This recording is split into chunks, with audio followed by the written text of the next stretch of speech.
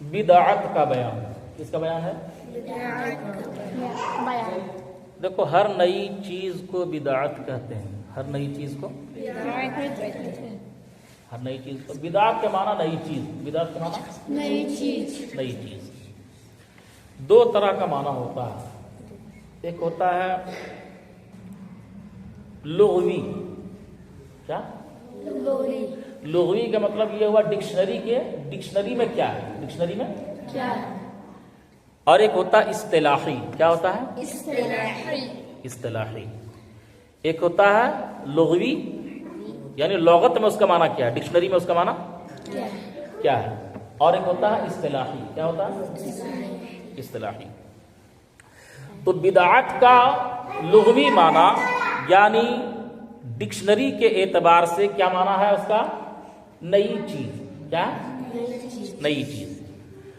اور اصطلاحی معنی یہ ہے کہ جو چیز نبی پاک صلی اللہ علیہ وآلہ وسلم کے زمانے میں نہ تھی وہ چیز اب ہوئی. وہ چیز اب ہوئی. ٹھیک ہے.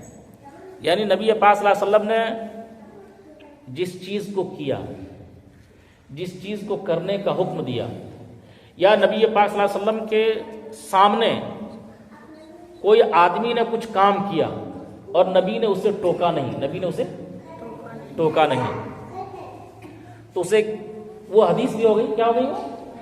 نبی نے جو کیا یا جو حکم دیا, یا نبی کے سامنے کسی صحابی نے کوئی کام کیا اور نبی نے اسے منع نہیں کیا, یہ حدیث ہے. اور انہی کاموں کا کرنا چاہیے ایک مسلمان کو. تو اس کے علاوہ مذہب اسلام میں اس کے علاوہ یعنی نبی نے جس چیز کو حکم نہیں دیا, جس کو کیا نہیں, یا نبی کے سامنے کوئی آدمی کیا اور نبی خاموش رہے, سکوت اختیار فرمایا, تو ان تین چیزوں کے علاوہ آسان لفظوں میں یہ سمجھو کہ بدعت دین میں کوئی نیا کام, مذہب اسلام میں کوئی نیا کام, یہ کرنا بدعت ہے. کرنا کیا ہے؟ کرنا بدعت ہے. جیسے 5 وقت کی نماز فرض ہے. 5 وقت کی نماز فرض ہے. یہ فرض ہے. اب چھٹے وقت کی نماز نہیں ہو سکتی. چھٹے وقت کی نماز کوئی آدمی کہے کہ نہیں ہم 5 وقت تو پڑھوے کرتے ہیں, نماز پڑھنے میں بہت مزہ آتا ہے, ایک ٹائم اور بڑھا دیں گے. ٹھیک ہے. تو کہتے ہیں کہ آپ نفل نماز جتنا چاہیے پڑھ لیجیے, لیکن فرض کے نام پر آپ چھٹی ساتویں نہیں بڑھا سکتے. یہ کیا چیز ہے؟ بدعت. کیا یہ بدعت ہے. اور بھی ساری بدعتیں ہیں. جیسے نبی پاک صلی اللہ علیہ وسلم کے زمانے میں عورت مسجد جاتی تھی. سنو غور سے, نبی کے زمانے میں عورت مسجد جاتی تھی. اب عورتوں کو مسجد جانے سے روکنا, یہ بھی بدعت ہے. کیا ہے؟ نیا کام ہوا نا.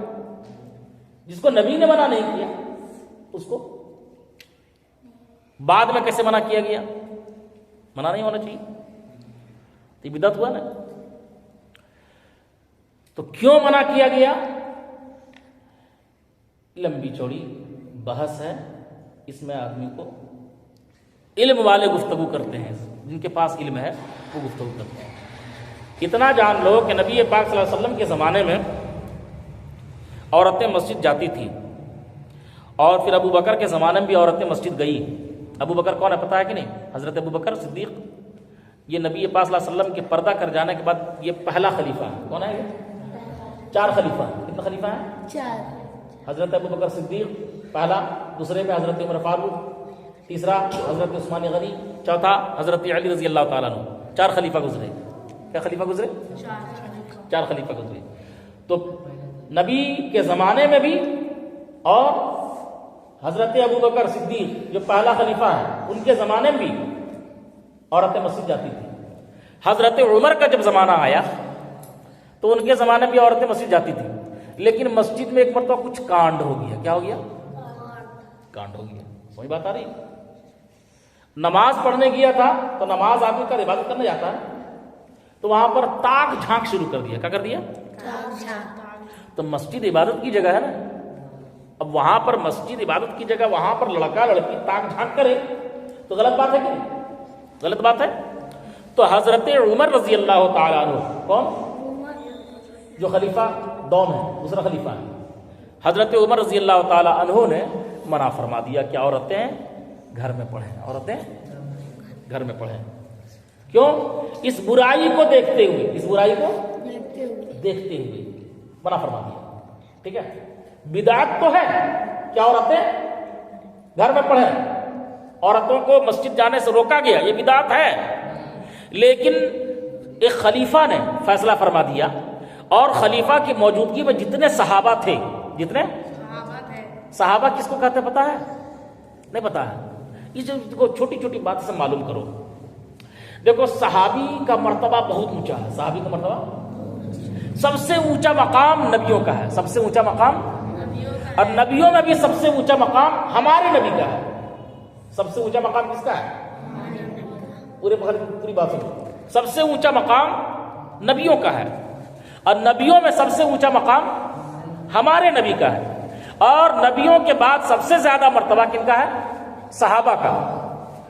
نبیوں کے بعد سب سے زیادہ مرتبہ کس کا ہے؟ صحابہ کا. اور صحابہ میں سب سے زیادہ مرتبہ کن کا ہے؟ پہلا خلیفہ حضرت ابو بکر صدیق رضی اللہ تعالیٰ عنہ. ٹھیک ہے. اس کے بعد دوسرا خلیفہ حضرت عمر فاروق، تیسرا خلیفہ حضرت عثمان غنی، چوتھا خلیفہ حضرت علی رضی اللہ تعالیٰ عنہ. اس کے بعد سارے صحابہ کا مرتبہ. ٹھیک ہے. تو کسی بھی صحابی کے برابر، دھول کے برابر بھی ہم نہیں ہیں. دھول کے برابر بھی نہیں ہے. ان کا اتنا اونچا مقام ہے، ان کا اتنا اونچا مقام ہے کہ ہم ان کے دھول کے برابر بھی نہیں ہیں. ٹھیک ہے. انہی کی وجہ سے، ان صحابہ کی وجہ سے ہم تک اسلام پہنچا، ہم تک اسلام پہنچا. اب صحابی کس کو کہتے ہیں؟ جو نبی پاک صلی اللہ علیہ وسلم کو دیکھا اور ایمان لایا. کیا کیا؟ نبی کو دیکھا اور ایمان لایا، اور ان کی موت ایمان پر ہوئی ہو. ان کی موت، ان کو کیا بولتے ہیں؟ صحابی. کیا بولتے ہیں؟ سن بات آ رہی.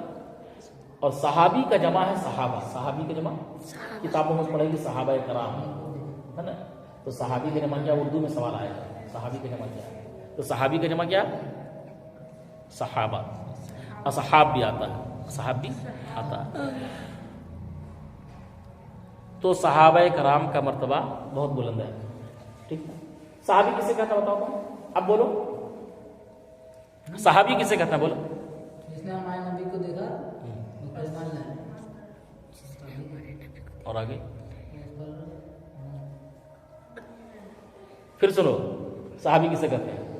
صحابی وہ ہے جو نبی کو دیکھا، جس نے نبی کو دیکھا اور نبی پر ایمان لایا، اور ایمان لانے کے بعد ان کی موت ایمان پر ہوئی ہو. ان کی موت. اب جیسے کوئی آدمی نے دیکھا نبی کو، کلمہ بھی پڑھ لیا، اور کلمہ پڑھنے کے بعد پھر کیا ہے کہ وہ مکر گیا، اسلام سے ہٹ گیا، عیسائی بن گیا، یہودی بن گیا، تو وہ صحابی نہیں کہلائے گا. وہ صحابی، وہ مرتد ہو گیا. کیا ہو گیا؟ وہ مرتد ہو گیا. صحابی کی تعریف کیا ہے؟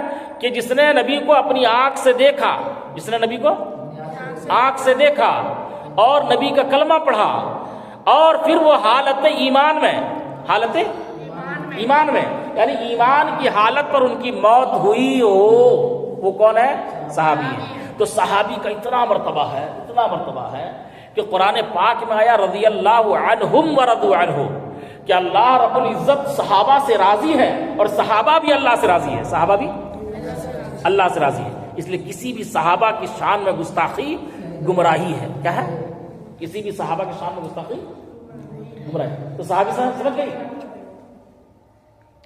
تو حضرت عمر نے عورتوں کو مسجد جانے سے روکا، اور اس وقت جتنے بھی صحابہ تھے تمام نے اس بات کا اتفاق کیا کہ واقعی میں عورتوں کو مسجد نہیں جانا چاہیے، عورتوں کو مسجد نہیں جانا چاہیے. سبوں نے مان لیا، سبوں نے تسلیم کر لیا.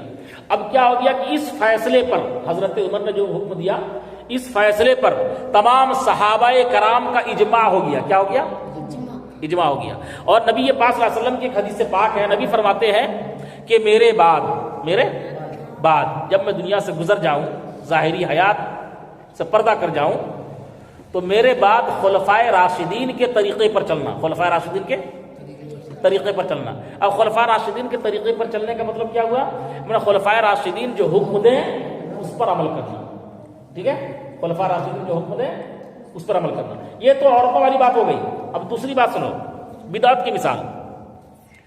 نبی کے زمانے میں مسجد معلوم ہے کیسی تھی؟ نبی کے زمانے میں مسجد کچے مکان، کھجور کا چھال، کھجور کا چھال، چھت پر کیا تھا؟ کھجور کا چھال، اور مٹی کی دیوار، مٹی کی زمین، اور پتھر وغیرہ چن چان کر کے لگا دیا گیا تھا. یعنی اسے ہم کہتے ہیں کچا مکان. کیا کہتے ہیں؟ پختہ مکان نہیں. ابھی مدینہ شریف کی مسجد دیکھے ہو؟ وہ عالیشان مسجد ہے، عالیشان مسجد ہے، گنبد بھی ہے، مینار بھی ہے. نبی کے زمانے کی جو مسجد تھی، مسجد نبی، اس میں نہ تو گنبد تھا، نہ میناریں تھی، نہ وہ ساز و سجاوٹ جو تھی وہ بھی نہ تھی، جو آج موجود ہے وہ بھی نہیں ہے. ٹھیک ہے؟ اب آؤ قرآن کی طرف. قرآن پاک، یہ آپ دیکھ رہے ہیں نا پارا، یہ قرآن پاک ہے. یہ ابھی کاغذ میں ہے، 2 دفتیوں کے درمیان میں ہے، لکھا ہوا ہے. اس کو ہم پڑھیں، کھول. اب اس میں کیا ہے؟ کاف میں زبر، یا میں جزم، دال میں زبر، ہا میں پیش، میم میں جزم، قیدہم. ٹھیک ہے؟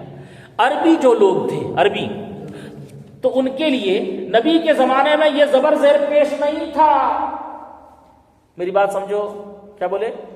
نبی کے زمانے میں زبر زیر پیش نہیں تھا. تو اس کی ضرورت کیسے پیش آئی؟ جب عرب کے لوگوں کو زبر زیر کی ضرورت نہیں ہے، زبر زیر کی ضرورت نہیں ہے. عرب سے اسلام جیسے باہر پھیلا، عرب سے مکہ مدینہ سے نکل کر کے اسلام جیسے جیسے ملک عجم میں آیا، ہندوستان آیا، ٹھیک ہے، یورپ گیا، افریقہ پہنچا، تو وہاں کے لوگ تو عربی جانتے نہیں ہیں، وہ لوگ پڑھیں گے کیسے؟ تو ان کے لیے تاکہ وہ پڑھ سکیں، ان کے لیے یہ زبر زیر لگایا گیا. زبر زیر. تو بات سمجھ میں آ گئی. اتنی مثال دیتے ہیں، آگے کی بات بتاتے ہیں. بدعت کہتے ہیں نئی چیز کو، اور مذہب میں نئی چیز کرنا یہ بدعت کہلاتا ہے. کیا کہلاتا ہے؟ بدعت کہلاتا ہے. بدعت کی 2 قسمیں ہیں. بدعت کی 2 قسمیں ہیں. بدعت حسنہ، کیا نام ہے؟ حسنہ. اور دوسرا کیا ہے؟ بدعت سیئہ. بدعت سیئہ. بدعت حسنہ، بدعت سیئہ. تو بدعت حسنہ کہتے ہیں اچھی بدعت کو. بدعت حسنہ کہتے ہیں اچھی بدعت کو. بدعت حسنہ کس کو بولتے ہیں؟ اور بدعت سیئہ، بدعت سیئہ کس کو کہتے ہیں؟ بری بدعت کو. کیا کہتے ہیں؟ بدعت حسنہ اچھی بدعت، بدعت سیئہ بری بدعت. یہ اگرچہ نبی کے زمانے میں یہ باتیں نہیں تھی، ٹھیک ہے، لیکن ضرورت کے حساب سے اس کو لایا گیا. تو بدعت تو ہے لیکن بدعت حسنہ ہے. اگر ہم زبر زیر قرآن شریف میں نہیں لگائیں گے تو کیا ہم ہندوستان کے لوگ ہم پڑھ پائیں گے؟ نہیں پڑھ پائیں گے. کیوں؟ ہماری مادری زبان ہندی ہے، مادری زبان ہندی ہے، مادری زبان اردو ہے. ہم کبھی بھی نہیں پڑھ سکتے، کبھی بھی. اب کتنی محنت لگتی ہے ایک بچہ کو قرآن پڑھانے کے لیے. ہم قاعدہ بغدادی، نورانی قاعدہ، یسرنا القرآن دیتے ہیں اور اس کو الف با سے لے کر کے یا تک پڑھاتے ہیں، اور اس کے بعد پڑھانے کے بعد اس کو ہم زبر زیر پیش تنوین یہ سب سمجھاتے ہیں۔ کیا کرتے ہیں؟ سمجھاتے ہیں، تب جا کر کے ایک بچہ قرآن شریف پڑھنے کے لائق ہوتا ہے۔ تو بدعت تو ہے لیکن اچھی بدعت۔ قرآن شریف نبی کے زمانے میں جو قرآن تھی، قرآن پاک تھا، تو وہ ابھی جو کاغذ میں لکھا ہوا ہے نا، یہ کاغذ میں لکھا ہوا ہے، پہلے کاغذ میں لکھا ہوا نہیں تھا، بکھرا ہوا تھا۔ کیا ہوا؟ کاغذ، کچھ کاغذ میں بھی تھا، کچھ چمڑے میں تھا، کچھ پتھروں وغیرہ میں لکھا ہوا تھا، ایک جگہ جمع نہیں تھا، ایک جگہ جمع نہیں تھا۔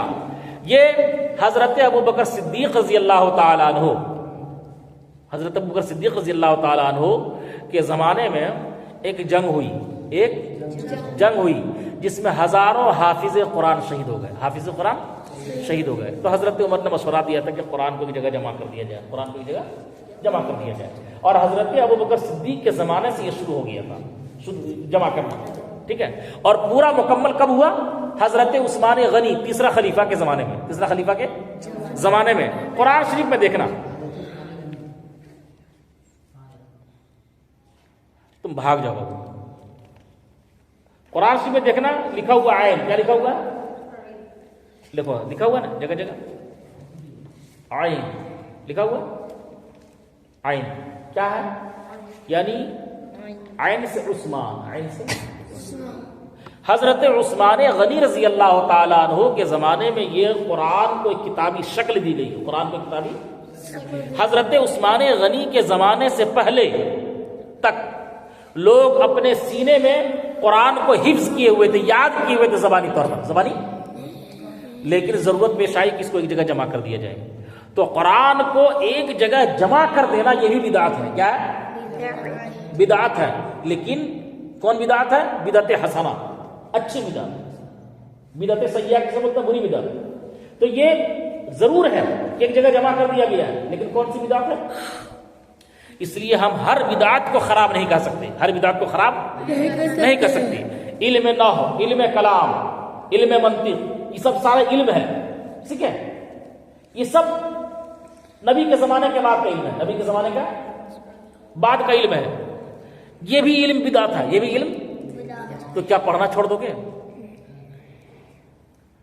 قرآن اور حدیث پڑھنے کے لیے آپ کو علم منطق، علم کلام، علم نحو، علم صرف، یہ سب کو پڑھنا پڑے گا، تب جا کر کے تم قرآن سمجھ سکتے ہو، تب جا کر کے قرآن سمجھ سکتے ہو۔ اس لیے بدعت کی دو قسمیں ہیں، بدعت حسنہ، بدعت سیئہ۔ بدعت کہہ کر کے اگر آپ ہر چیز کو اگر چھوڑ دیجیے گا تو بہت نقصان میں رہیے گا، بہت نقصان میں رہیے گا۔ پہلے لوگ حج کرنے جاتے تھے، پہلے لوگ حج کرنے جاتے تھے، کس میں؟ اونٹنی میں سوار ہو کر کے، اونٹنی گھوڑے پر ہو کر کے سوار ہو کر جاتے تھے۔ ابھی لوگ کیسے جاتے ہیں؟ ہوائی جہاز پر، ہوائی جہاز سے سفر کر کے جاتے ہیں۔ تو کیا کہو گے کہ اس کا حجی کا حج نہیں ہوا؟ یہ کیا ہوائی جہاز پر بیٹھنا بدعت تو ہے، لیکن کیا اس کے لیے ہم حج کرنا چھوڑ دیں؟ نہیں۔ بدعت کی دو قسمیں ہیں، بدعت حسنہ، بدعت سیئہ۔ اگرچہ مجھ کو ہوائی جہاز پر بیٹھنا پڑ رہا ہے، لیکن بیٹھنا کوئی گناہ نہیں ہے، بیٹھنا کوئی، ہاں ایسی نئی چیز جس میں گناہ ہے، ایسی نئی چیز جس میں گناہ ہے، اس کا چھوڑنا ضروری ہے، اس کا چھوڑنا وہ بدعت سیئہ ہے، بدعت یعنی بری بدعت۔ کیا ہے؟ بری بدعت، سمجھ بات آئی؟ اور ایک ہے بدعت مباحہ، بدعت مباحہ یعنی جائز بدعت، کرو گے تو ٹھیک ہے، نہیں کرو گے تو کوئی دقت نہیں۔ بدعت مباحہ کرو گے تو ٹھیک ہے، نہیں کرو گے تو، بس دو چیز یاد رکھو، بدعت حسنہ، بدعت سیئہ، بدعت حسنہ، بدعت سیئہ۔ دیکھو وہابی، دیوبندی، یہ دونوں بدعت کا کام کرتا ضرور ہے، لیکن بولے گا نہیں ہم وہ کام نہیں کریں گے جو اللہ رسول کے رسول نے نہیں کیا، اللہ کے رسول نے نہیں کیا، اور بدعت والا سارا کام کرے گا، بدعت کا سارا کام کرے گا۔ ہم بدعت کے انکاری نہیں ہیں، بدعت کا انکار نہیں کرتے ہیں، جو اچھی بدعت ہم کرتے ہیں، اچھی بدعت ہے، ہم وہابی دیوبندی کی طرح یہ نہیں کرتے کہ نہیں ہم بدعت نہیں کرتے، بدعت نہیں کرتے، لیکن کرتا ہے، لیکن ہم ویسا نہیں کرتے، ٹھیک ہے۔ بدعت کی دو قسمیں ہیں، بدعت حسنہ، بدعت سیئہ۔ بدعت حسنہ جو اچھی بدعت ہم اس کو کرتے ہیں، ٹھیک ہے۔ وہابی دیوبندیوں کی بدعت کیا ہے؟ بخاری شریف، ختم بخاری، کیا ختم بخاری میں دعا ہوتی ہے اور ختم بخاری کے نام پر لوگوں کی بھیڑ جمع ہوتی ہے، اور بخاری شریف ایک کتاب ہے جو حدیث کی کتاب ہے، اس کو پڑھائی جاتی ہے، اور اس وقت ختم بخاری کا نام دیا گیا۔ نبی کے زمانے میں حدیث پاک، ارے نبی نے جو فرمایا وہ حدیث ہے، لیکن حدیث کی کوئی کتاب نہیں تھی، حدیث کی کوئی قرآن تو تھا لیکن کتابی شکل میں اس طرح پنے میں لکھا ہوا، اس طرح قرآن ایک جگہ جمع نہیں تھا۔ حدیث تو تھی لیکن ایک جگہ کتاب کی شکل میں جمع نہیں تھا۔ آج وہ حدیث کی کتاب پڑھ رہا ہے کہ نہیں؟ تو کہتا ہے کہ بدعت کا کام ہم نہیں کرتے، اور بخاری شریف پڑھ رہا۔ بخاری شریف اس کو چاہیے کیا تھا کہ جس طرح صحابہ نے بخاری شریف حدیث کو یاد کر لیا تھا، حدیث کو یاد کر لیا تھا، ہر دیوبندی وہابی کو چاہیے کہ 6 لاکھ 10 لاکھ حدیث جتنی بھی ہے اسے سب کو زبانی یاد کر لیا، زبانی، لیکن یاد تو کر نہیں پائے گا۔ بدعت کا رٹا مارتا ہے کہ ہم بدعت کا کام نہیں کرتے، سنی جتنا سب بدعت کرتا ہے، سنی لوگ بدعت کا کام کرتے ہیں اور اپنا بدعت بھول جاتا ہے۔ ہوائی جہاز پر سفر کر کے حج کرنے جائے گا، ٹھیک ہے، اور زکوٰۃ نکالے گا، زکوٰۃ نکالے گا، تو زکوٰۃ نکالنے کا کس سے ہے؟ مال کا زکوٰۃ نکالتے ہیں نا، ہم زکوٰۃ یہاں نکال رہے ہیں تو پیسہ جو ہے نا، پیسہ جس میں گاندھی کا فوٹو چھپا ہوا ہے، اس پیسہ سے ہم اس پیسہ کو دے کر کے ہم زکوٰۃ نکال رہے ہیں، اس پیسہ کو دے کر کے۔ یہ بھی بدعت ہے، یہ بھی کہ کسی کاغذ پر کسی کافر کا فوٹو لگا ہو اور اس کو ہم زکوٰۃ کے طور پر ادا کریں، اس کو ہم، تو بدعت ہے کہ نہیں؟ تو بدعت کہتا ضرور ہے کہ وہ لوگ بدعت کا کام ہم نہیں کرتے، لیکن کرتا ضرور ہے، ٹھیک ہے۔ اس لیے یہ وہابی دیوبندی بولتا ہے لیکن سمجھتا نہیں ہے، بولتا ہے لیکن سمجھتا نہیں ہے۔ الحمدللہ ہم سنی مسلمان، ہم جو بولتے ہیں اسے سمجھتے بھی ہیں، اور جو سمجھتے ہیں وہی بولتے بھی ہیں، وہی کرتے بھی ہیں، ٹھیک ہے۔ سمجھ بات آ گئی ہوگی۔ بدعت حسنہ کی دو قسمیں ہیں، بدعت حسنہ اور بدعت سیئہ۔ بدعت کی دو قسمیں، بدعت حسنہ، بدعت سیئہ۔ تو بدعت حسنہ آپ کیجئے گا، اچھا کام، کیا ہے؟ اچھا کام ہے، جیسے مثال کے طور پر بتائیں، اور بدعت سیئہ برا کام، اس میں گناہ ہوگا۔ جیسے فلم نبی کے زمانے میں سب نہیں تھی، اور اگر ہوتا بھی تو نبی اسے حرام کرتے، اور حدیث پاک سے معلوم چلتا ہے، ٹھیک ہے، ناچ گانا کیا حرام ہے، ناچ گانا حرام ہے۔ ارے کیمرہ پر نہیں تھا، اسکرین پر نہیں تھا، لیکن ناچ گانا اس وقت تھا جب نبی نے اس کو حرام فرمایا، تو اس کو بھی حرام، یہ بھی حرام، سمجھ بات آئی کہ نہیں؟ تو بری بدعت نہیں کرنا ہے، بدعت سیئہ نہیں کرنا، بدعت حسنہ اچھا ہے، کرنا چاہیے، اور ہم لوگ کرتے ہیں، ٹھیک ہے۔ اور مثال کے طور پر سمجھا دیے کہ نہیں، یہ قرآن والی آج کے سبق میں کیا پتہ چلا؟ قرآن پاک ایک جگہ جمع نہیں تھا، کاغذ میں، پتھر میں، چمڑے میں لکھا ہوا تھا اور جگہ جگہ رکھا ہوا تھا، لیکن ایک جگہ جمع نہیں تھا۔ ایک جگہ اس کو جمع کر دیا، لوگوں کی آسانی ہو گئی، بدعت ہوئی۔ تو بدعت کی کون قسم ہے؟ بدعت حسنہ، زبر زیر نہیں تھا، ہم لوگ پڑھنے کے لیے آسانی ہوئی، کون سی بدعت ہوئی؟ بدعت حسنہ۔ مسجد میں گنبد، محراب اور مینار نہیں تھا، یہ بدعت ہے کہ نہیں؟ کون سی بدعت ہے؟ بدعت حسنہ، سمجھ بات آ گئی؟ تو بدعت حسنہ ہم بدعت کرتے ضرور ہیں، لیکن اچھی بدعت، کیا؟ اور جو کہتے ہیں کہ ہم بدعت نہیں کرتے، ہم صرف قرآن اور حدیث کی بات پر عمل کرتے ہیں، وہ لوگ بھی بدعت پر عمل کرتے ہیں، وہ لوگ بھی بدعت پر، جب تک کہ یہ کام کرے گا نہیں اس کا کوئی کام پورا ہی نہیں ہوگا۔ اگر بدعت سے اتنی نفرت ہے تو تمہارے پاس جتنا پیسہ کوڑی سب پھینک دو نا، لیکن پھینکے گا نہیں، اس کو جگا کر کے رکھے گا پرس میں، تو بدعت ہے کہ نہیں؟ کیا کسی صحابی نے تصویر والے فوٹو کو، تصویر والے نوٹ کو، پیسہ کو، سکہ کو کسی صحابی نے رکھا؟ کیا نبی نے رکھا؟ جب نبی نے نہیں رکھا، کسی صحابی نے نہیں رکھا، تم کیوں رکھ رہے ہو؟ تو بدعت ہے کہ نہیں؟ لیکن اس بدعت سے بہت سارا کام ہمارا پورا ہو رہا ہے. بدعت تو ہے لیکن بہت سارا کام پورا ہو رہا ہے. اس سے ہم کسی غریب کی مدد کر سکتے ہیں, کھانا کھلا سکتے ہیں, ننگوں کو کپڑا پہنا سکتے ہیں, بہت سارا کام کر سکتے ہیں. بدعت ہے, لیکن آپ یہ کہہ دینا کہ بدعت جو بھی بدعت ہے وہ خراب ہے, یہ کہنا آپ کا غلط ہے. ٹھیک ہے, اس بات آ گئی. بدعت کے بارے میں پوری بات سمجھ میں آ گئی. نہیں سمجھ بات آئے گی تو پھر دوبارہ کسی بھی اور بھی مجلس جب لگے گی تو اس میں پوچھ لینا. ٹھیک ہے, ٹھیک ہے. چلیے آپ لوگ جائیے, چھٹی.